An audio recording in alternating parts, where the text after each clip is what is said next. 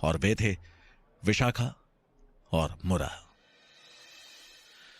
वही मुरा मंदिर वाले गुप्त कक्ष में आचार्य चाणक्य के सामने खड़ी थी। आचार्य बोले, देवी मुरा, मैंने आपसे आपका पुत्र मांगा था, आपने इस बारे में क्या सोचा? मुरा बोली, आचार्य, मैंने इस बारे में बहुत विचार किया। उसके बाद लगा कि एक मां को अगर अपने पुत्र का भविष्य उज्जवल होते देखना है तो उसके लिए स्वार्थी बनना ही होता है। आप तो जानते ही हैं आचार्य कि कोई भी मां चाहे कितनी ही निष्ठुर क्यों बन जाए, उसके पीछे पुत्र के प्रति प्रेम छुपा होता है, जिसे आप स्वार्थ भी कह सकते हैं। आचार्य उनके मन में छिपी आशा को समझकर मुस्कुराते हुए बोले, आप बेझिझक अपनी बात रख सकती हैं देवी मुरा। आपको अपने पुत्र के प्रति स्वार्थ दिखाने का हक है, परंतु स्वार्थ की सीमा भी नहीं भूलनी चाहिए। मुरा बोली, जी आचार्य, आप मेरी बात को गलत मत समझिएगा। मैं अपने पुत्र को आपको सौंप सकती हूं, परंतु क्या आप मुझे यह वचन दे सकते हैं कि मेरे पुत्र को सम्राट बनाएंगे और महाराज धनानंद के विरुद्ध खड़ा करेंगे? चाणक्य बोले, देवी, यह ऐसा प्रश्न है जिसका उत्तर मैं नहीं, समय देगा। साथ ही चंद्रगुप्त का आत्मविश्वास यह तय करेगा कि वो इस योग्य बन पाएगा या नहीं। देवी, मैं आपको यह वचन नहीं दे सकता जो भविष्य की अनिश्चित संभावनाओं से घिरा हो। मुरा का चेहरा पल भर में उदास हो गया। उन्हें उम्मीद थी कि आचार्य चाणक्य इस बात के लिए हां करेंगे। उसी समय चाणक्य फिर बोले, देवी, मैं आपको यह आश्वासन अवश्य दे सकता हूं कि चंद्रगुप्त को सम्राट बनाने के लिए मैं हर संभव प्रयास करूंगा। उसके अंदर सम्राट बनने की वो तमाम संभावनाएं हैं जो एक सम्राट में होनी चाहिए। मैंने उसका चुनाव भी इसीलिए किया था ताकि मेरा अखंड भारत का स्वप्न वो पूरा कर सके। देवी, मैं अपने स्वप्न को कभी टूटने नहीं दूंगा, यह वचन आपको दे सकता हूं। मैं रहूं या ना रहूं, परंतु भारत अखंड बनकर रहेगा। चाणक्य की बातों ने मुरा के दिमाग पर गहरा असर किया। चाणक्य का आत्मविश्वास देख वो इतना तो समझ चुकी थी कि उसके पुत्र का भविष्य उज्जवल है और आचार्य चाणक्य उसका विश्वास नहीं तोड़ेंगे, यह भी वो भली भांति समझ चुकी थी। वो खुश होती हुई चाणक्य से बोली, आचार्य, मेरी अनुपस्थिति में अभी तक आपने ही उसका मार्गदर्शन किया है और अब आगे भी आप ही उसका मार्गदर्शन करेंगे। मैं अपना पुत्र आपको सौंपती हूं, आप उसे मगध से ले जा सकते हैं। चाणक्य बहुत खुश हुए। उन्होंने कहा, धन्यवाद देवी मुरा, आपका यह बलिदान इतिहास हमेशा याद रखेगा। अपने पुत्र को अपने कलेजे से दूर करना बहुत ही मुश्किल कार्य है और आपने ऐसा संभव किया। मेरे अखंड भारत के स्वप्न में आपकी ममता के बलिदान का अध्याय भी जुड़ गया। मुरा भावुक होती हुई बोली, मुझे खुशी है कि आपके अखंड भारत के स्वप्न में मैं अपना योगदान दे पाई। मैं आपकी और भी किसी प्रकार से सहायता कर पाती तो खुशी होती। चाणक्य बोले, अवश्य देवी मुरा, हर एक व्यक्ति जो इस आर्यावर्त का नागरिक है मेरे लिए बहुत महत्वपूर्ण है। आपकी आवश्यकता पड़ने पर मैं आपको अवश्य सूचित करूंगा। मुरा दृढ़ता भरी नजरों से देखते हुई बोली, आपकी सूचना की प्रतीक्षा रहेगी आचार्य।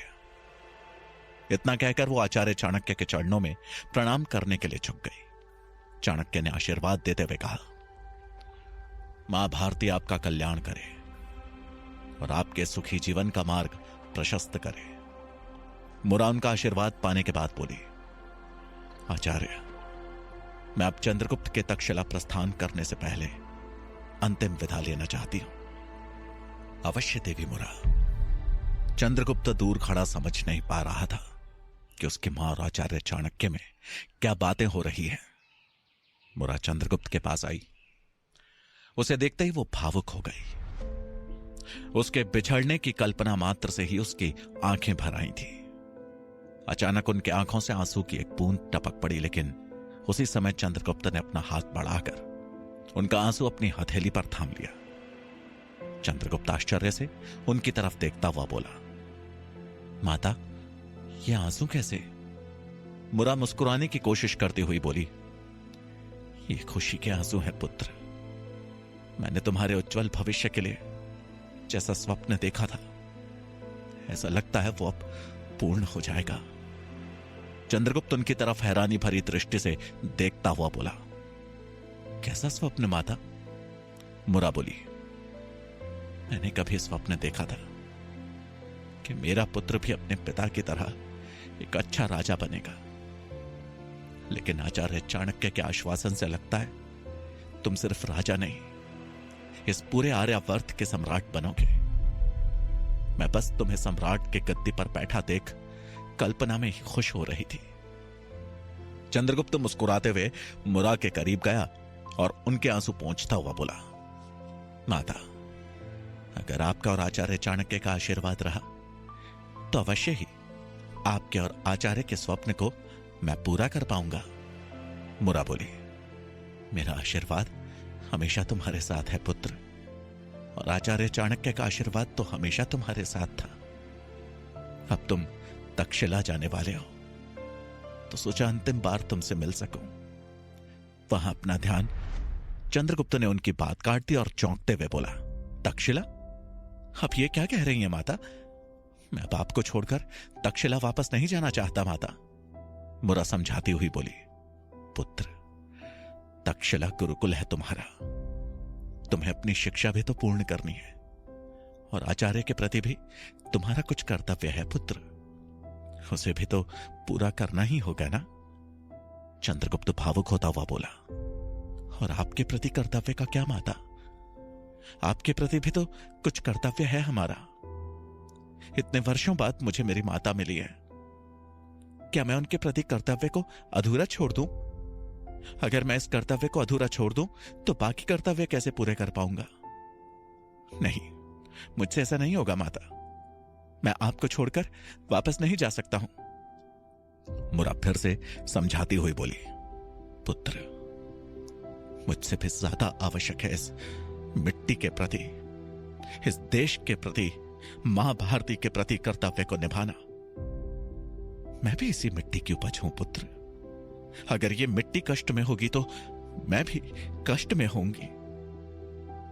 तुम्हें अभी वास्तविक कर्तव्य का भान नहीं है, इसीलिए शिक्षा जरूरी है पुत्र। शिक्षा पाने के बाद तुम्हारे अंदर कर्तव्य के प्रति उपजी हुई गलतफहमी मिट जाएगी। चंद्रगुप्त को लगने लगा जैसे उसकी माता भी सच कह रही है। वो भावुकता में देश के कर्तव्यों को भूल रहा है। वहीं मुरा आगे बोली, मेरी चिंता मत करो पुत्र, मेरी सुरक्षा में यहां मेरे राज्य के सभी सैनिक हैं। मुझे विश्वास है कि वो अपनी जान की बाजी लगाकर भी मेरे प्राणों की रक्षा करेंगे। इतना कहकर उन्होंने पारितोष की तरफ देखा। पारितोष ने सीना तान कर कहा, अवश्य महारानी, हमारे रक्त की एक बूंद बचे होने तक भी आपको कुछ नहीं होने दूंगा। मुरा ने फिर चंद्रगुप्त की ओर देखकर कहा, जब तुम्हारे राज्य के सैनिक ऐसे साहसी हों तो उनके रहते चिंता करना उनका मनोबल तोड़ना होगा। चंद्रगुप्त भावुक होता हुआ बोला, मैं समझ सकता हूं माता, बस मुझे इस बात का अफसोस रहेगा कि मैं ज्यादा समय तक आपके साथ नहीं रह सका। मुरा उसके गाल पर प्यार से हाथ फेरती हुई बोली, मैं तो यही हूं पुत्र, और मैं तुम्हारी सफलता को खुले आंखों से देखना चाहती हूं। जाओ और जाकर चाणक्य के अखंड भारत का स्वप्न पूरा करो। चंद्रगुप्त उनके गले लिपट गया और सिसकने लगा। मुरा का भी गला भराया था। अपने पुत्र की छाती लगकर वो उसे धैर्य देती हुई बोली, नहीं पुत्र, आंसू कायरता की निशानी होती है। अपने आंसू पोंछो और जाओ, जाकर मां भारती के कर्तव्यों का निर्वहन करो। कुछ क्षण वो ऐसे लिपटा रहा और फिर दोनों एक दूसरे से अलग हुए। मुरा ने एक पल उसकी आंखों में देखा, फिर बिना कुछ कहे वहां से वापस जाने के लिए मुड़ गई। शायद आंसुओं से भरी उनकी आंखों ने सब कुछ कह दिया था। उन्होंने आचार्य चाणक्य की तरफ एक नजर देखा, जैसे उन्हें भी उनका आश्वासन याद दिला रही हो। वो उस गुप्त कक्ष से बाहर निकली और दीवार से लगकर रो पड़ी। मुरा की आंखों से आंसुओं की धार बह निकली जो उसने किसी तरह रोक रखी थी। कुछ देर तक वो दीवार से ऐसे ही लिपट कर रोती रही और फिर मुरा खुद को हिम्मत दे वहां से राजमहल के लिए प्रस्थान कर गई। चाणक्य भी वहां से बाहर निकलने वाले थे, तभी पारितोष उनके पास आया और बोला, आचार्य, अगर आप आज्ञा दें तो मैं आपको मगध से सुरक्षित बाहर निकाल सकता हूं। चाणक्य बोले, अवश्य पारितोष, परंतु मेरा एक कार्य विशेष है।